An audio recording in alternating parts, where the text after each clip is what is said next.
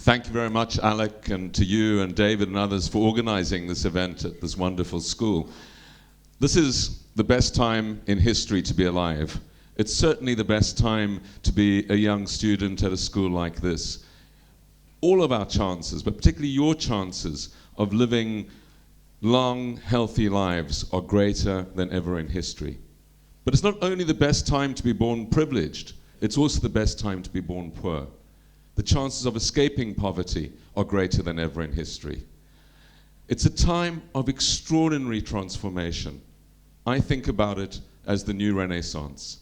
And like the Renaissance, a period of hyper-speed innovation, a period where things will happen which were unimaginable to us, let alone our parents and grandparents. And these changes will be more widely shared than ever, any changes ever in history. And that's because this isn't only about vertical leaps of change, it's also about the horizontal spreading around the world. Since the Berlin Wall came down 24 years ago, the world has changed fundamentally. Walls have come down everywhere. Windows are opened. The fresh breeze of change is moving across the world, and this is leading to the extraordinary political changes, the rights being established, and of course the economic changes around the world. Before the Berlin Wall came around, there was only one country in the world that really was totally isolated, but so many others were separated. Their ideas, the ideas that people had, were not shared widely. Indeed, about 60% of the world's population was fragmented away from the ideas that you and I could share. They did not have the opportunities, they did not have the information, and they could not be part of technological or scientific innovation. And now it's only North Korea. It was the most isolated then, it remains the most isolated now, but everyone else basically has access to the same sorts of information as we have, if they have the education, if they have the infrastructure, and if their governments allow them. But this is most countries. 84 countries have become democratic since the Berlin Wall came down. China has opened up. The students at Tsinghua University have basically the same information sets as you do. And so this extraordinary coming together releases genius. It releases genius not only because I believe in a random distribution of genius, and that means there are just a lot more talented people out there accessing ideas and contributing, but also because I believe in ideas of collective genius. We all have fragments of capability in us. We all have the capability to change the world. And when we come together, and when we share ideas, and when we form teams, and particularly diverse teams, ideas leapfrog.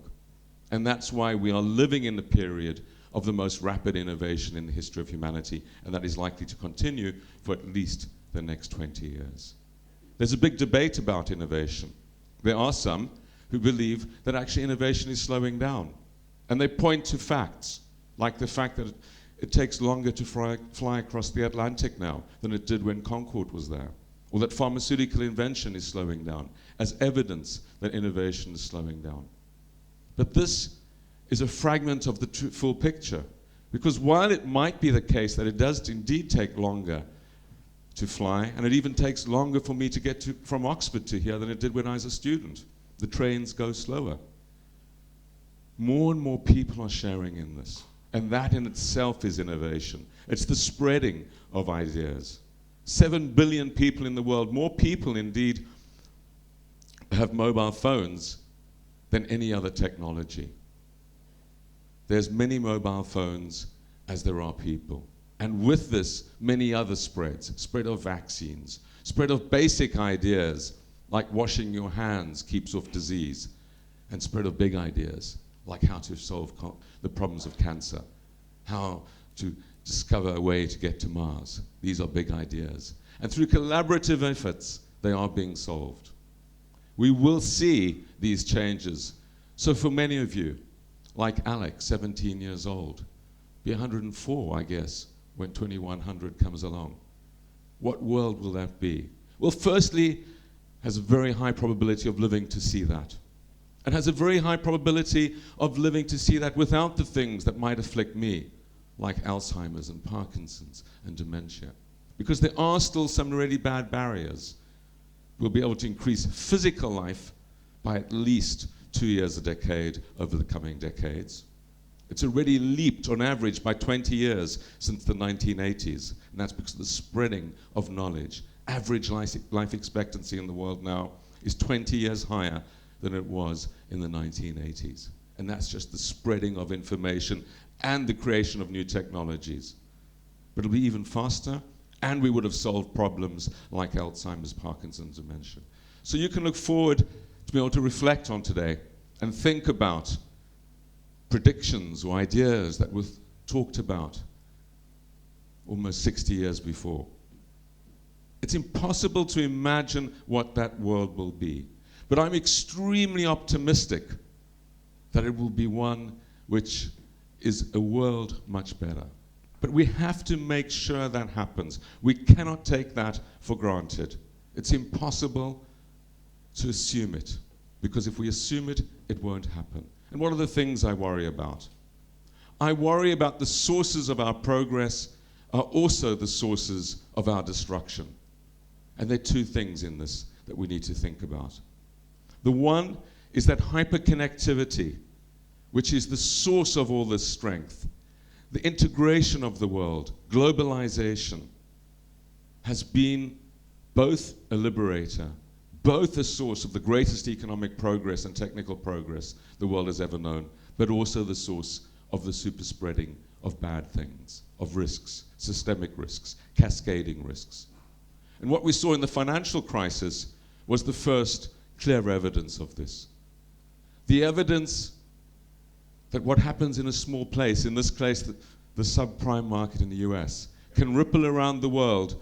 And so I imagine the investments of the school were affected, and all of us. 100 million people in the world put out of a job because of something that happened in that particular market. So it's the super spreading of the bads. And that crisis originated as well in technological change. In this case, the creation of instruments, credit derivatives and others, which were not understood by the regulators. And I was one of those. One of a group of about 20,000 people with PhDs from the best institutions, with the best data, the most joined up knowledge, whose job it was to guarantee global financial stability. And when you read the evidence to the congressional other committees about why they let Lehman go, almost 6 years ago exactly, the answer is, we did not understand. We did not understand how the world had evolved. We did not understand what these complex instruments were being used for. We didn't understand the data. Finance has amazing amounts of data, but we did not know how to drink from the fire hydrant. We did not know how to distill the information and make sense of it. And we also thought that the removal of regulation was the source of strength going forward. It would be a dynamic factor for our economies. We didn't realize that we were basically pulling the rug away from stability. But regulation, if it had continued like it was, might not have solved the crisis either, because the regulators were simply unfit for 21st century purpose, and in many respects remain so. So we need to learn from the financial crisis. We need to learn that the super spreading of bads and the resulting unintended consequences from technological change can be deeply destabilizing. We could see this in other areas, in cyber, which is the nervous system of our communities, of everything. Can you imagine your lives without the cyber world, without the internet? It's very difficult to imagine it now. But this is a very, very fragile, increasingly complex system. So we understand complexity and this hyper-integration that comes out of globalization with the pace of change behind it. And we need to understand that cause and effect, attribution, are becoming more and more difficult because the system is so hyper-connected and complex. And when societies see this, the political response is often counterproductive. We see a pandemic coming, and of course that is another example of where hyperconnectivity and density affect the outcome. There are 2 billion more people on the planet than there were when the Berlin Wall came down. And that's the result of success. That's the result of improvements in health, in economic opportunity, life expectancy, the decline in infant mortality, and all the other drivers of population growth. It's good news. More density, more urbanization, more people, more connected.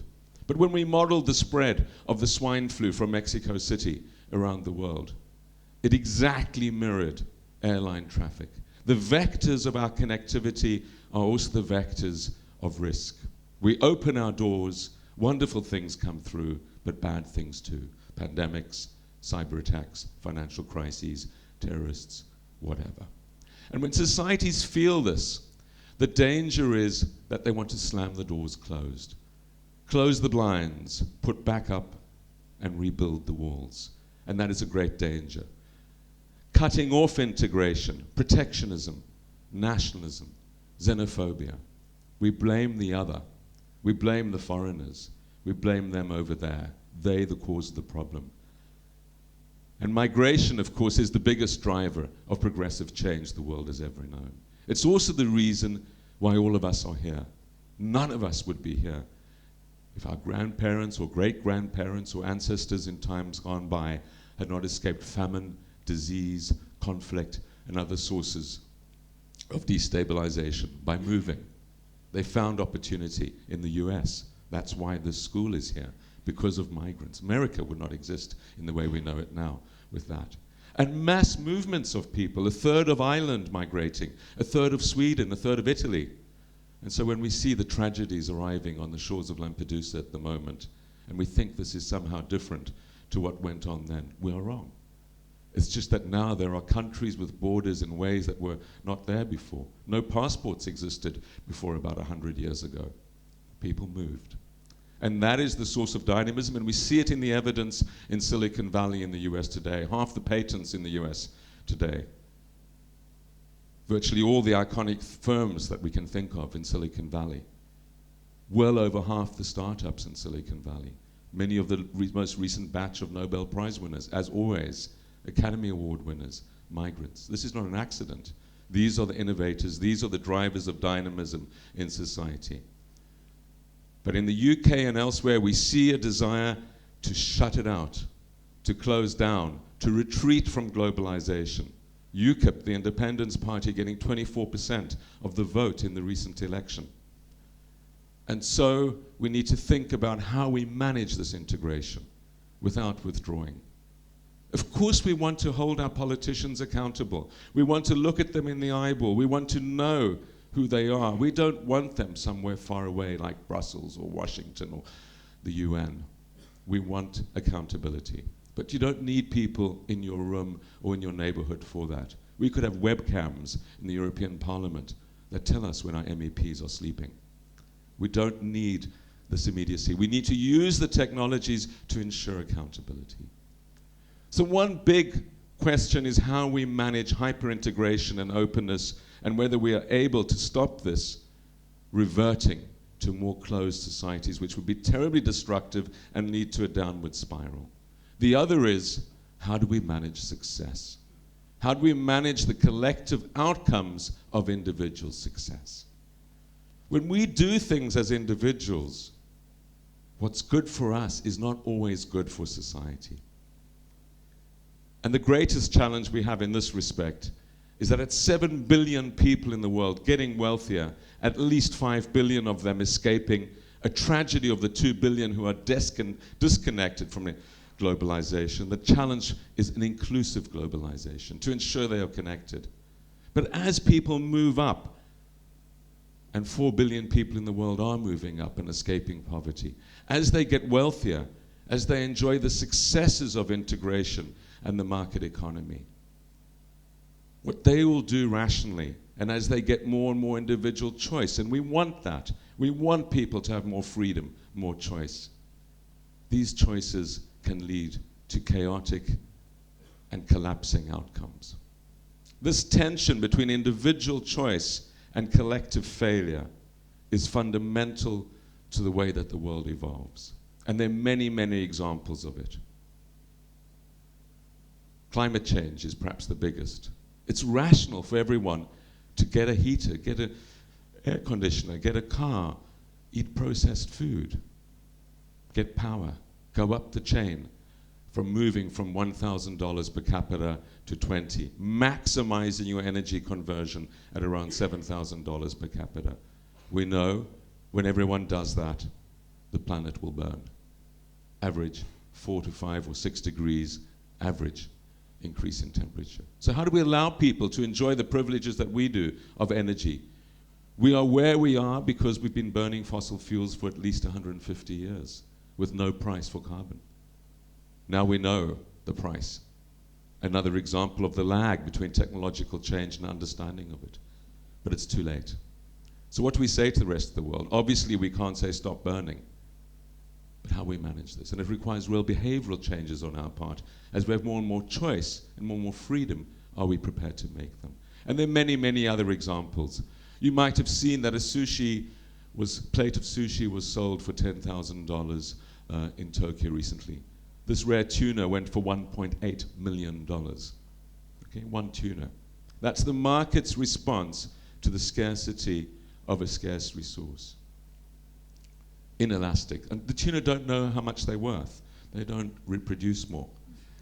Nor do the rhinoceroses, and nor indeed do any natural resources. There's no more land when it's worth more, or water, or atmosphere. And so as we all exercise our individual choice and become wealthier and think that we can choose with our money what we want, we're not necessarily leading to a collectively stable outcome, and often not. Another example of this is antibiotic resistance, which is going to be a desperately important problem for all of us. It's rational for all of us to take our antibiotics and to give it to our loved ones. If we all do it, they will no longer be effective. And we see this in many, many new ways. So we won't be ready for the new pandemic because we're applying well over half our antibiotics as well to non-human uses, to animal feed to make them more efficient, painting onto the hulls of ships so that the barnacles won't grow. And we don't believe in regulation because we want freedom. So this tension between how we manage collective outcomes and individual choice is absolutely central. It's not new. Economists have been thinking about it for hundreds and hundreds of years. In my town, Oxford, when it was a village, people used to put their cows on the meadow, Port Meadow. When a few of them did it, that was fine. As the village got wealthier and more people put their cows on the meadow meadow collapsed. And they had to have regulations, elders, to set rules about how often they could put their cows on, how many they could have.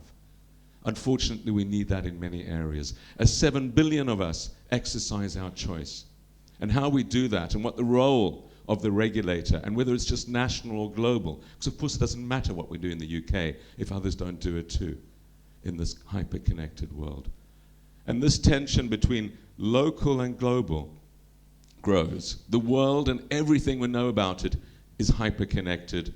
Our governments and our systems are evolving at this fossilized national pace, where in many ways we're further back than we were 20 years ago in terms of what global institutions can do.